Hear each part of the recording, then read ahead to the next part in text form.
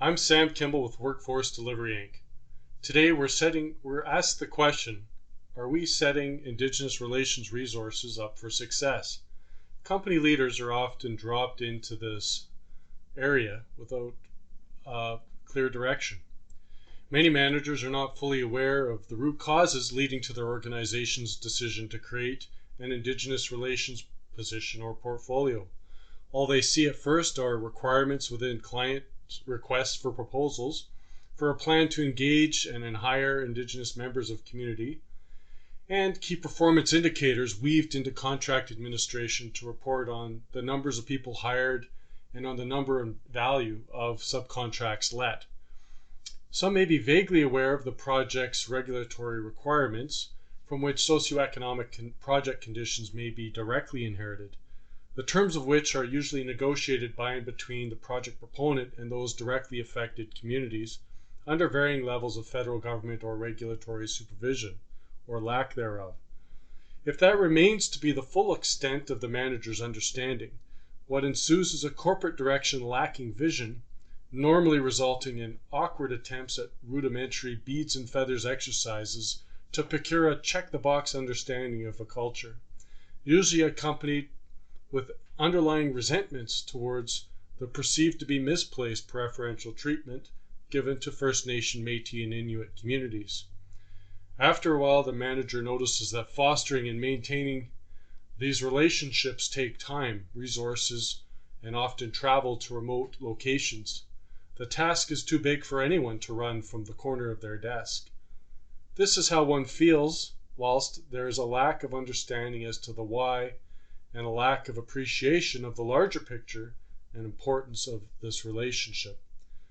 Eventually, that part of the senior leader's portfolio becomes an irritant, and sadly, it is often under these circumstances that the process of delegation ensues, and this leads us to selection and placement on the org chart. So once an organization decides to recruit an Indigenous relations resource, the selection criteria is often driven based on a number of potential attributes such as capacity of relationship building, reflecting the representation of a particular group or community, and level of position and of compensation. In other words, how much does the organization want to invest in this? Often, the exercise fails to source someone representative of and or with intimate knowledge of the sources, history, and communal experience of colonialism, with an understanding of the ongoing inequity, barriers, intergenerational trauma, harm, both generally in Canada and with communities directly involved, together with the skill and experience required to operate and effectively navigate a corporate organizational structure. This is a tall order indeed, and it must be noted that often those who have the aforementioned skills have likely overcome tremendous barriers themselves and may have their own trauma stories, which we will touch on later. The good news is, choosing to walk this path will introduce leaders to some of the most amazing, strong people one will ever meet. Once onboarded, Indigenous staff leaders will need significant direct leadership support and the support of the whole organization. It must be noted that unlike safety, which over years and years has become embedded and ingrained into the fabric of organizational culture, with safety representatives now providing primarily educational and technical support, Indigenous relations resources are at first, in a sense, behind enemy lines and will often face hostility when attempting to introduce the required changes. Where an Indigenous resource is installed into an organization as a dedicated but isolated resource, that resource must have direct or at least a dotted line reporting relationship to executive levels of leadership and must have open and ongoing access to same. We can point to examples where Indigenous relations resources have been successful without this kind of direct support, but those individuals and circumstances are quite remarkable. As most will agree, repeatable success cannot bank on the remarkable.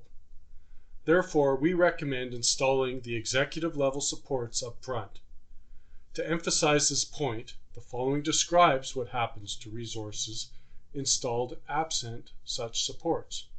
And we ask the question, who in their right mind would want their organization to be run like this?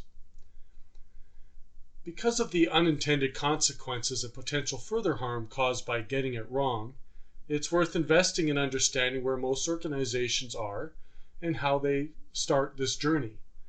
Certain of the challenges are unavoidable parts of the process, and certain of the missteps we've noticed have been self-imposed. And this is about trying to avoid the self-imposed missteps. Most organizations are not capable of going directly into an embedded, integrated reconciliation result. Most organizations are large enough that it is going to take a cultural shift, similar to how safety culture eventually became weaved into the fabric of most modern management systems. Heavy lifting is required by the subject matter experts, Indigenous peoples themselves, with the executive support. Before it becomes decentralized, it must start with a dedicated resource, which typically means it is a resource that moves alongside and among departmental areas cross-functionally. While this makes the individual nimble, it can also make the Indigenous staff leader isolated and exposed to organizational friction and interpersonal hostility. Literature supports the notion that where individuals have experienced trauma in their life, potential health impacts associated with prolonged interpersonal hostility at work may be exacerbated, more so, absent supports.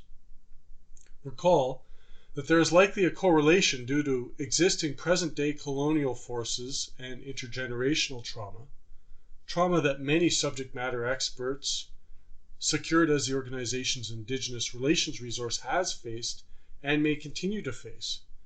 So if the Indigenous relations resource is without supports, while in a prolonged and hostile, socially isolated environment, that individual's sympathetic nervous system may take over, creating real psychological and physiological effects that inhibit things such as their digestive system, increases their heart rate, and may lead to an overactivated nervous system, and this is associated with emotions of fear and rage, enhanced negative psychological bias, increased attention to negative stimuli, and perception of ambiguous situations as negative.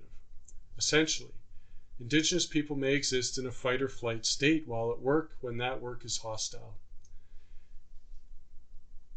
And if much of a person's time is spent overactivated in this sympathetic state, it is taxing on the nervous system, and eventually the person will crash. And while in a crash state, emotions of blame and depression may dominate.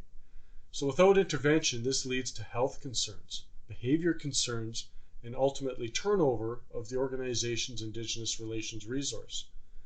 This all likely leads to a one step forward, two steps back level of progress on developing a supportive culture of reconciliation. What leader in their right mind would intentionally roll out a plan that would lend itself to this result? In our experience, none. And further, good leaders have a genuine interest in protecting and supporting their people. So here are a few less than obvious supports. Senior leaders can support by shouldering some of the burden of overcoming the initial change inertia, by visibly sponsoring broad-based and meaningful cultural awareness training, like the Kairos blanket exercise, followed by setting the clear tone of where the leadership wants to take the organization, while ensuring Indigenous staff leaders are the resources to help achieve that objective. This will help reduce unnecessary friction at the outset. Frequent meetings with the Indigenous staff leader is recommended. Do not rely solely on the individual to initiate the meetings with senior leaders, and use the early meetings to establish a supportive rapport before there are major issues that have arisen. Make space to attend to holistic needs and encourage the person to book focus and decompression time. The Indigenous staff leader's office and surrounding area, to and from the office, must be a safe place to offer opportunities for meaningful exchanges with others at work. Encourage attendance at conferences and workshops. The organization's Indigenous relations resource may feel isolated and alone. Offering opportunities to attend conferences and workshops will allow for resetting of perspective, refocus, and a recharge as the person gets to spend time with colleagues who understand precisely what he or she is going through. Thank you for your time and attention on this important topic.